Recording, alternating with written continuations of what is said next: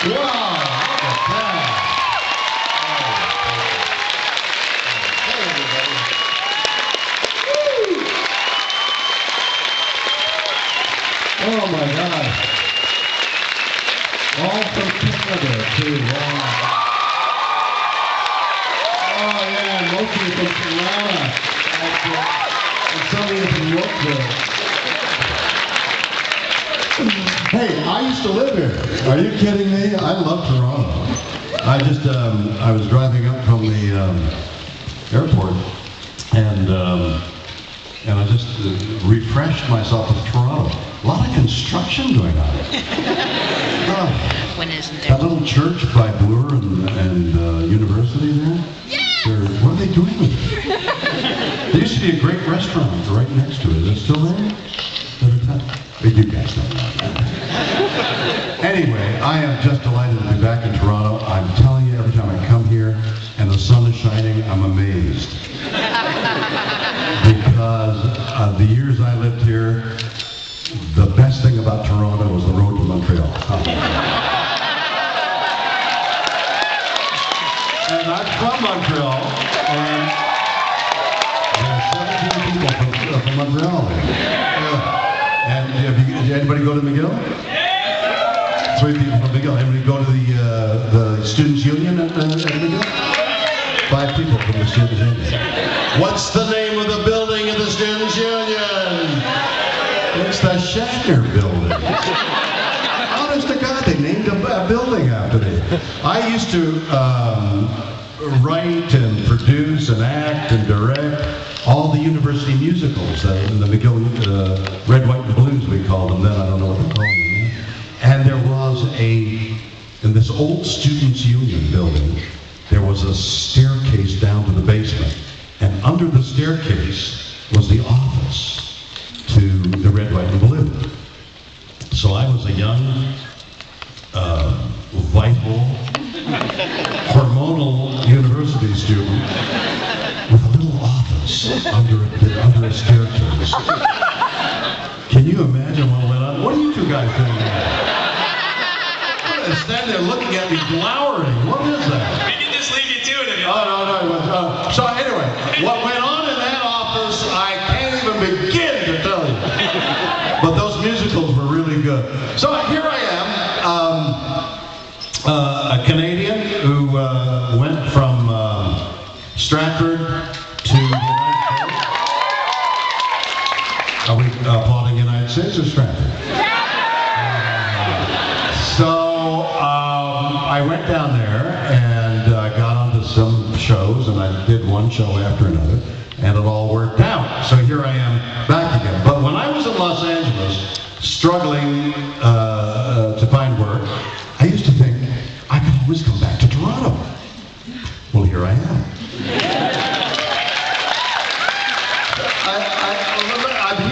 I'm going to be in front of you for a brief while, so I'll just ramble on for a few minutes, tell you some amusing things that have happened to me recently, and then I'll go to some questions, and then I'll ramble on perhaps less amusingly.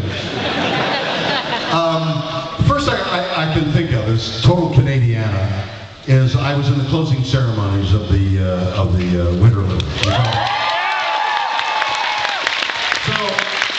I'm sure most of us here are Canadians, and so I can talk disparagingly of Canada, and we'll all know what I'm talking about. So when that thing in the opening ceremonies didn't come up, I thought, oh, Lord, no, not Canada. Gee whiz. You know, the Chinese had spent $40 billion on their Olympics, and they had 10,000 soldiers beating on drums. And I remember when they came to me and said, we'd like you to be in the closing ceremonies, I kept asking the guys who would be responsible for the opening and closing ceremonies, what are you going to do to top $40 billion? I mean, Canada doesn't make $40 billion of the entire gross national product. And they spent that on the Olympics. What are we going to do? And they said, imagination. Hey, you can't beat imagination. You can't buy imagination. So now those pylons have to come up. Am I talking to the choir here? Do you guys know what I'm talking about? Okay. So 3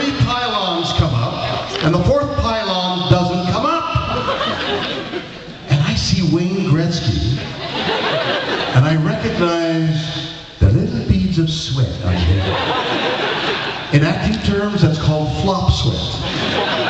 Because I now know that he had an earpiece, and there was somebody in his ear saying, not now, Wayne, not yet, Wayne, wait, it's gonna go up, Wayne. It sounded like it needed a Viagra or something. Wait, it'll come up in a second. And for 2.5 minutes, Wayne Gretzky waited to light the torch, and finally they decided it's not going to go up. First time it had a glitch. They must have tried it, I'm told now, 30, 40 times. It worked every time. But of course, on the air, so it didn't work. Now, that was horrible. I don't know about you guys, but I just shrank. Now it's the closing ceremonies. I'm in Vancouver, and I'm watching what they won't tell anybody what they're going to do. So I'm watching. They built a stage higher than this in that arena, 10 feet, so you could walk underneath. So there was traffic going underneath the stage, and there were lifts going up and down on the stage. And there was all these people in that huge amphitheater, and then 4 billion people watching, okay? So I'm watching on the television monitor, and I see the mime, I guess from a Cirque du Soleil, come in and pretend to lift the 4th pylon, which goes up. And I think, of course, that's Canada. Imagination. They planned the whole damn thing. It was great. Except I knew they hadn't planned it. So now I'm in this thing underneath, this bottom floor. There's this 10-foot ceiling. And I'm where I'm supposed to be, and I've got the ear thing in my ear, and Neil Young goes up the lift, and he plays a song, great song, and everybody loves it, and now he descends. And I hear, and I've been in rehearsal, so I've had a number of words to say, and I've rehearsed it a couple of times. But everybody's made me aware that there are 60,000 people in the arena, and 4 billion people watching, and what you don't want to do is forget the words. You don't want to forget the words. In front of 60,000 people and 4 billion people watching. So what they do to prevent it is they put up a teleprompter on the little platform that I'm going up. So I hear the guy say, put Shatner on the platform. So I get on the platform. The platform's a little bigger than this, and the teleprompter's right here. And I see a guy go like this.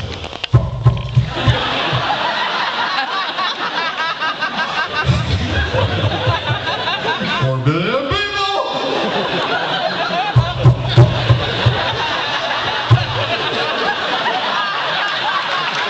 What's wrong with the teleprompter? The pylon didn't go up! What's wrong with the teleprompter? Put Shatner on the thing. I'm getting on the thing, and the guy's pounding on this thing, and finally the lift is going up, and I hear him go, it works! And I go up. I didn't need the teleprompter, but boy, I'll tell you, that was one terrible moment in Canada. There's a fun story apropos of that. So they came down to Los Angeles, the people who were running the show, and they said, here's the closing ceremony, here's what we'd like you to do. And I said, fine. And they said, you know, there's no money involved. And I said, no, it's okay. And they said, well, we'll pay some of your expenses. So I said, well, I'd like to bring some of my family. They said, fine. So I brought 13 members of my family. So my daughters, their husbands, the children, everything. And we're in this hotel, and we would gather every meal around this large table, 13 members of my immediate family. So some guy sidles up to me in rehearsal. He says, you know, Bill,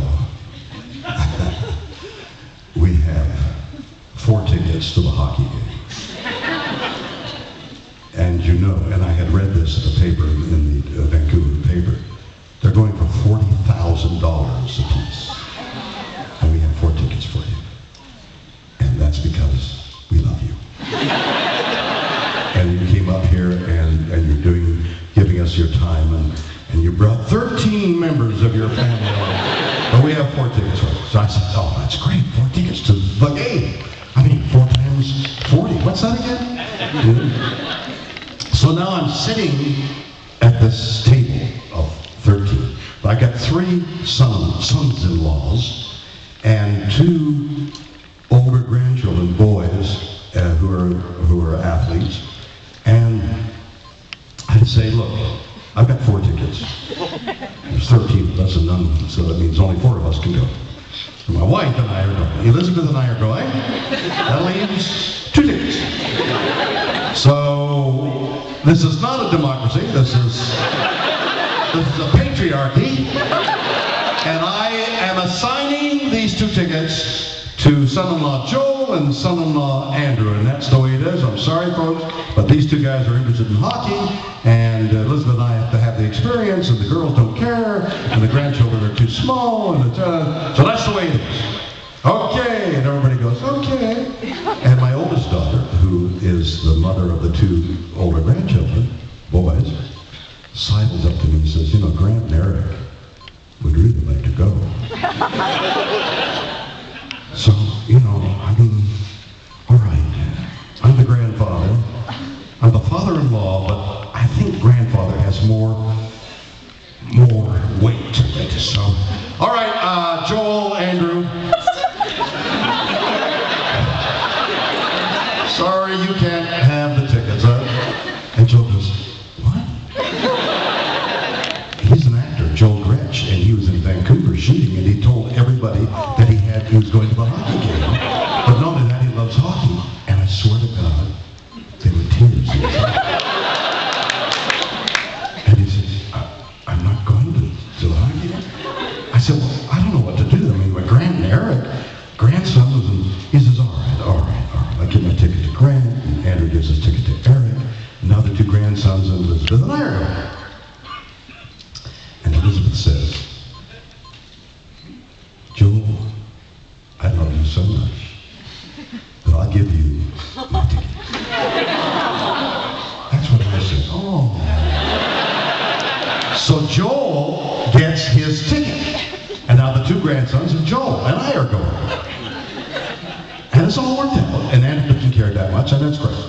Now I get on Saturday night, I guess it was, whatever it was, the closing ceremony, Sunday night, Saturday night. I'm there, and the same guy who said, Bill, I have 4 tickets for you, sidles up to me and says, I don't know how to say this, but the 4 tickets have been sold. I said, Joel and Eric and Grant and I were going to go. So they disappeared. Somebody had a $40,000 ticket and 4 tickets, $160,000 just lying around with tickets. I don't know where they went. So here's what I said. I hate that actor bull stuff. I don't know how many kids are here. Bull bleep. I hate actor bull bleep, but I'm pulling some actor bull bleep here. Unless I get 4 tickets, I'm not going on.